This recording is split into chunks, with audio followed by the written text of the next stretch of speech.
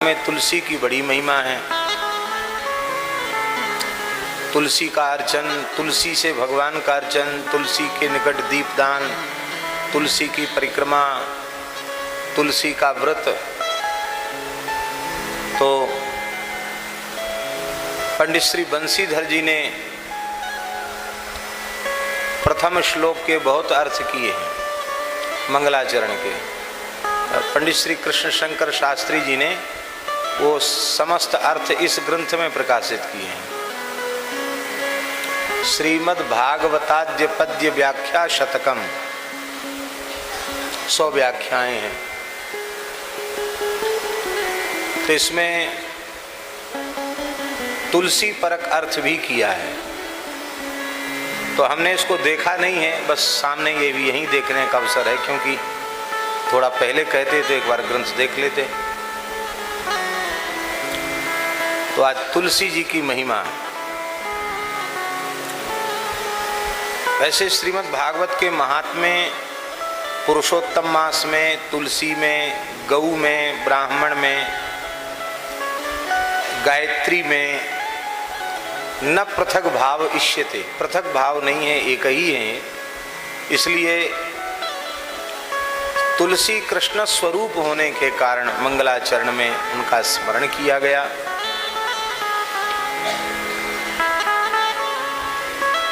पद्म पुराण में, स्कंद पुराण में, विविध पुराणों में खूब तुलसी महिमा है। एक श्लोक तो बहुत ही प्रसिद्ध है। या दृष्टा निखिलाघ संघ शमनी, या दृष्टा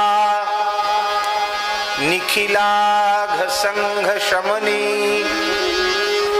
स्पृष्टा बपुष्पावनी, रोगाणाम अभिवंदिता निरसनी, सिक्तांत खत्रासनी, प्रत्यासक्ति विधायनी, भगवतः कृष्णस्य संरोपिता, न्यस्तात तच्चरणे विमुक्ति फलदा, तस्यै तुलस्यै नमः।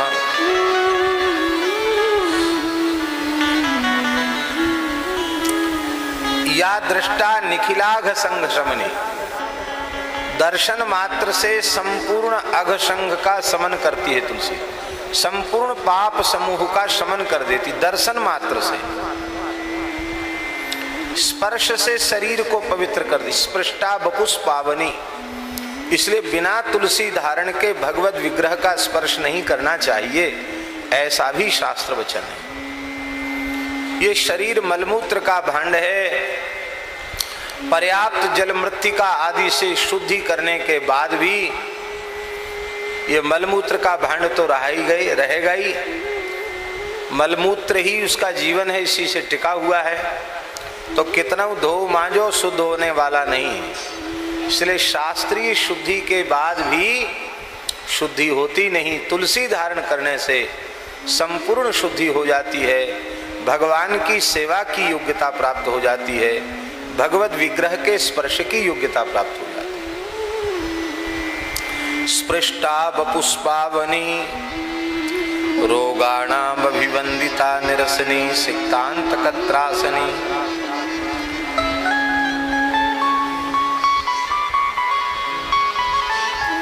जो तुलसी को नित्य प्रणाम करते हैं श्रद्धा पूर्वक, उनके शरीर में कभी महाव्याधि उत्पन्न नहीं होती। सिक्तांत कत्रासनी, तुलसी में नित्य जल सींचते हैं जो, उससे अंतक को, यमराज को भय हो जाता है। भले ही वो पापिष्ठ जीव ही क्यों न हो, तुलसी की सेवा करने लग जाता है, तुलसी में जल चढ़ाने लग जाता है, यमराज कहते अब ये नरक आने वाला नहीं है। सिक्तांत कत्रासनी, भगवान के चरणों में प्रेम प्रदान करने वाली तुलसी हैं। भगवान के चरणों में तुलसी अर्पित करने से मोक्ष का लाभ प्राप्त हो जाता है, जीव संस्कृति के चक्र से छूट जाता है। तुलसी को रोपित करता है, तुलसी के पौधे को लगाता है, तो मानो वह अपने हृदय में भक्ति के पौधे को स्थापित करता है। ऐसी तुलसी महारानी के चरणों में हम सब प्रणाम करते हैं।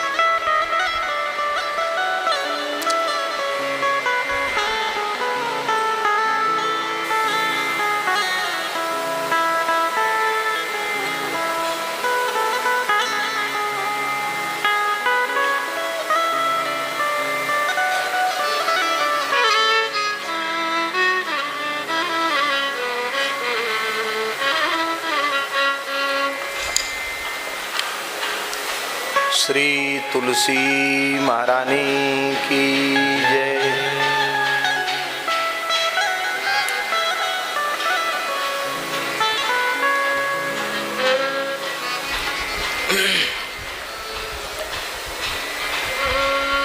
बहुत अधिक समय नहीं है,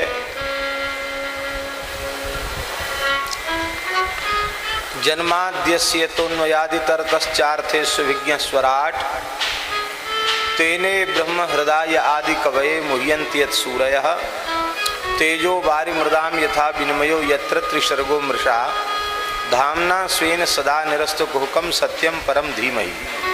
इसी का अर्थ तुलसी जी में घटित करना है, बस इतना सा समझ लीजिए।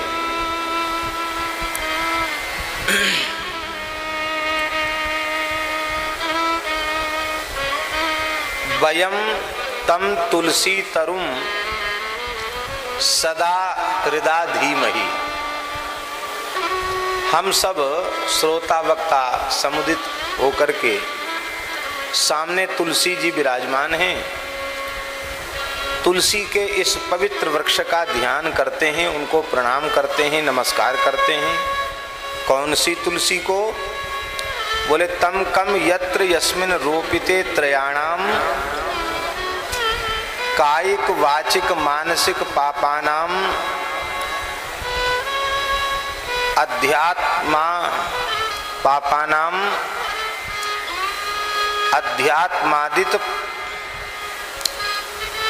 अध्यात्मादि तापत्रयाणाम वा सर्ग उत्पत्तिर्मृषा। जिस तुलसी वृक्ष के रोपित कर देने मात्र से, अर्थात तुलसी वृक्ष को पौधे को लगा करके उनकी सेवा आरंभ कर देता है जो तुलसी का भक्त, तो उसके कायिक वाचिक मानसिक पाप, उनकी उत्पत्ति मृषा हो जाती। मृषा होने का मतलब उनकी उत्पत्ति ही नहीं होती है। कायिक वाचिक मानसिक त्रिविध पापों से वह विनिर्मुक्त हो जाता है। और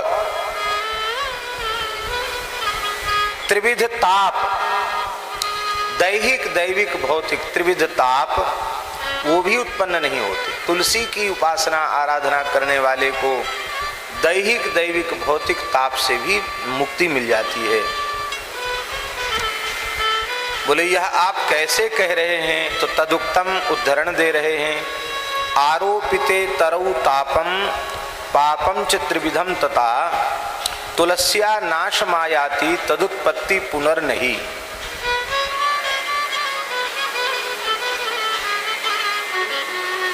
नहीं विराज जाए, भले ही इसके पीछे वाले में विराजे, कोई आगे आएंगे तो उनको वहां बिठा देंगे। नहीं विराजे।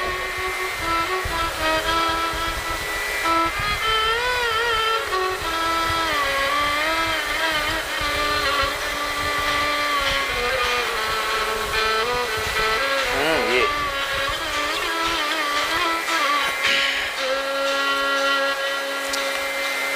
भगवान व्यास के वचन का प्रमाण दे रहे हैं बंसीधर जी। पौराणिक श्लोक का उद्धृत कर रहे हैं। आरोपिते तरौ, तुलसी का पौधा लगाने से पापम तापम, पापम तापंच त्रिविधम तथा। त्रिविध पाप ताप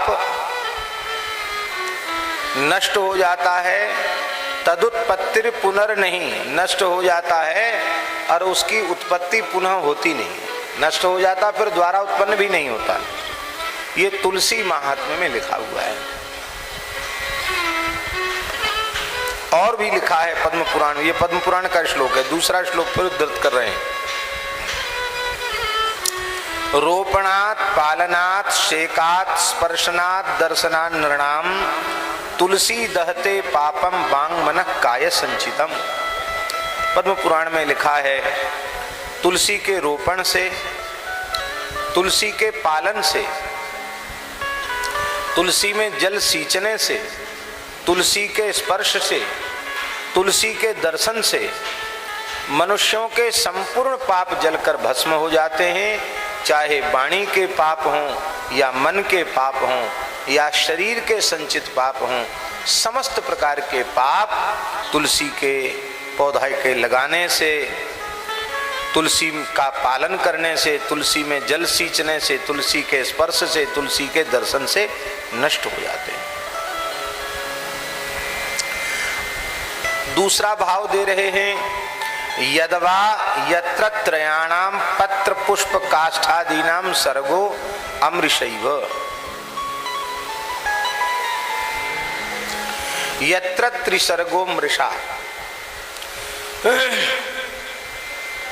तुलसी का पत्र, तुलसी के पत्ते, तुलसी दल, तुलसी का पुष्प, मंजरी तुलसी का पुष्प है, और तुलसी का काष्ठ।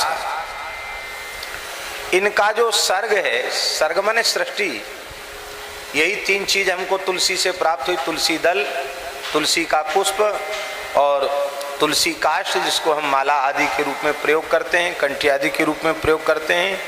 इनका जो सर्ग है, सृष्टि है, वह वस्तुतः मृषा नहीं है, अमृषा ही है, सत्य ही है। क्यों सत्य है? बोले यद्यपि प्राकृत जगत का एक वनस्पति है, तुलसी पौधा है, ऐसा दिखाई देने पर भी वह साक्षात परब्रह्म का स्वरूप है, इसलिए मृषा नहीं अमृषा है। ब्रह्म रूपत्वात् अस्य, ये साक्षात परब्रह्म का स्वरूप है। इसलिए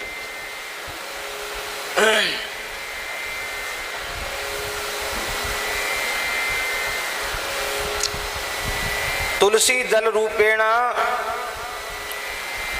साक्षात ब्रह्म ही वर्तते।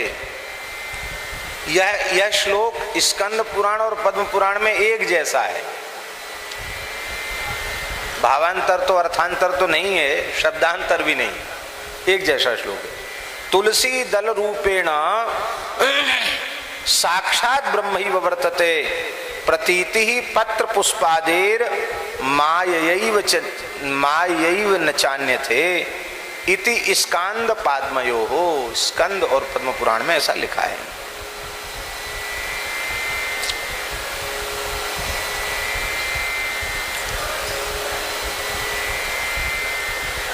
इसलिए ये तुलसी का दल है, ये तुलसी का पुष्प है, तुलसी का काष्ठ है। इस प्रकार की प्राकृत पदार्थ की प्रतीति होने पर भी वह प्राकृत नहीं, उस साक्षात परब्रह्म का स्वरूप ही है। ऐसा तुलसी के संबंध में समझना चाहिए। गौतमी तंत्र में यह स्पष्ट लिखा है, यज्ञोपवीतवद्धार्या तुलसी मालिका सदा ना शौचम धारणे तस्या यतस्सा ब्रह्म रूपिणी। गौतमी तंत्र में लिखा है, जैसे द्विजाति को निष्ठापूर्वक यज्ञोपवीत धारण करना चाहिए, ऐसे ही वैष्णव मात्र को, चाहे स्त्री हो पुरुष हो, आस्तिक धार्मिक भक्त को, भगवत भक्त को सदा तुलसी धारण करनी चाहिए। तुलसी में अशौच नहीं होता। बहुत से लोग कहते हैं कि भाई कोई जातक मृतक सूतक हो जाएगा तो तुलसी बदलनी पड़ेगी। यज्ञोपवीत आदि परिवर्तन की विधि है, लेकिन तुलसी में स्पर्श दोष नहीं होता, अशौच नहीं होता। क्यों? यतस्सा ब्रह्म रूपिणी, क्योंकि तुलसी साक्षात परब्रह्म का स्वरूप है।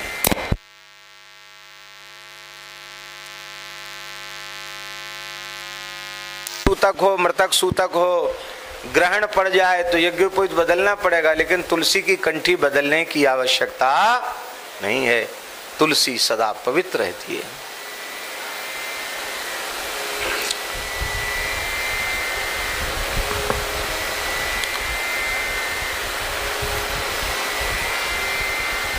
तीसरा भाव दे रहे हैं बंशीधर जी, यदवा त्रयाणाम वेदानाम ऋग्यजुस्साम। अथर्वकोशी के अंतर्गत ले लेते हैं, इसलिए वेदत्रयी कह दिया जाता है। यदवा त्रयाणाम वेदानाम, वेदत्रयी ऋग्यजुस्साम, ऋग्वेद यजुर्वेद सामवेद, और देवानाम ब्रह्मा विष्णु महेश, और अग्नि नाम आहवनी अग्नि,